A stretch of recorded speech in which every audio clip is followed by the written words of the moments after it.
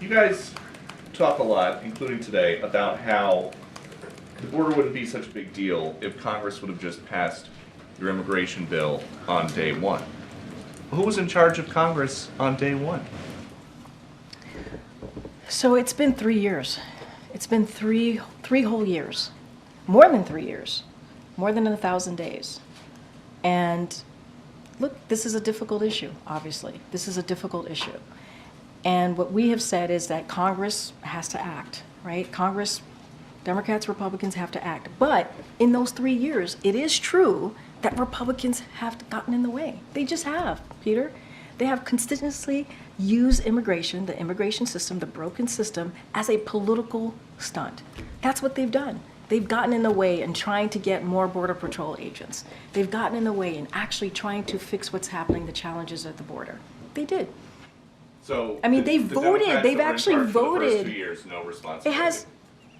I'm not saying that Democrats have not been in control the first 2 years. That's not what I'm saying. I'm saying House Republicans have gotten in the way. They have. They have purposefully gotten in the way in trying to fix what's happening at the border. And how? Kudos to Peter for at least asking the question that we've been asking for 3 years now. 3 years. Thank you, Peter. Bless your freaking heart, brother. Jackie, if you gave him the question, thank you so much. Phil, if you gave him the question too, or Peter, if you stumbled upon our videos, thank you so much, man. I appreciate it asking the question for 3 freaking years. Hey, we didn't get an answer, but at least the question was proposed nonetheless. Here's the follow-up question about Joe Biden talking to dead people. How is President Biden ever going to convince the 3/4 of voters who are worried about his physical and mental health that he is okay, even though in Las Vegas he told a story about recently talking to a French president who died in 1996? I'm not even going to go down that rabbit hole with you, What? sir. What is We're the going to rabbit go. hole? Go ahead. He said go he ahead. talked to Mitterrand. Go ahead. in- You saw the president in Vegas, in California. You've seen the president in South Carolina. You saw him in Michigan. I'll just leave it there. Go ahead. Go ahead. Thanks, Karine. On the border deal, McConnell. Peter's mind is blown. He's like looking at his coworkers like, is anybody going to just let this slide? This just goes to show you that the reporters don't care. And so I just made sure. I watched the briefing, as I always do, from beginning all the way to end. I actually watched it twice because I wanted to see, did I maybe miss a reporter backing Peter here on the idea that our president is walking around talking to fucking dead people and looking for dead people in the crowd? Do we really need to show the receipts on this? Do we really need to show the receipts? Here's Joe looking for dead people. You're committed. And I want to thank all of you here for including bipartisan elected officials like Representative Governor, Senator Braun, Senator Booker, Representative Jackie, are you here?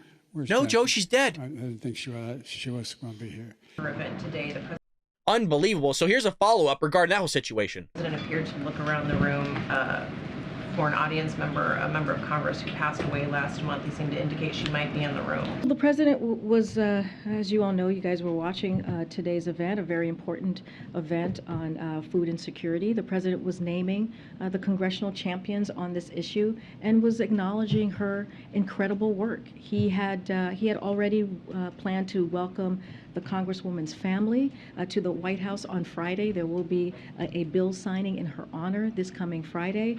So, of course, she was on his mind. She was of top of mind for the president. He very much looks forward to this. It's unbelievable how she's going to sit there and dodge it.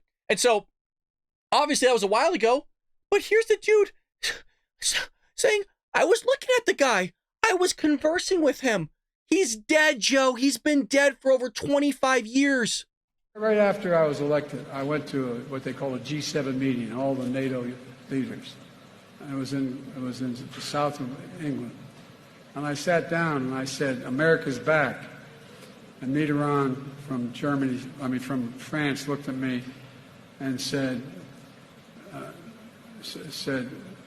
you know, how long are you back for?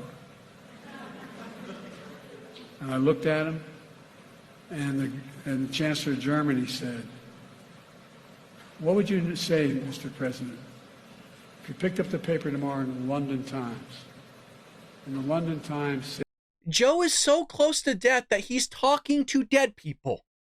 And she's going to sit there, well, I'm not even going to engage with that. So Peter's baffled. Nobody follows up. I checked twice. Not a single reporter in there. And, Phil, I love you, buddy. I thought you were going to follow up. We got you too, Phil. You asked great questions. Don't get me wrong, but damn it.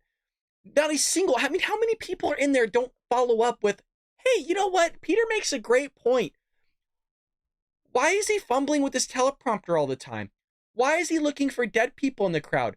Why is he taking photos with people that never existed in the first place? Why is he conversing with dead people, Karine? Why is all this happening? We all know why it's happening. Because they want to sit there and cover the guy up because he's not all there in the head, and so she's going to dodge the question. I hope you enjoyed that clip from the Bald Brad Show. If you did, make sure to hit that subscribe button so you can stay up to date on all our future content.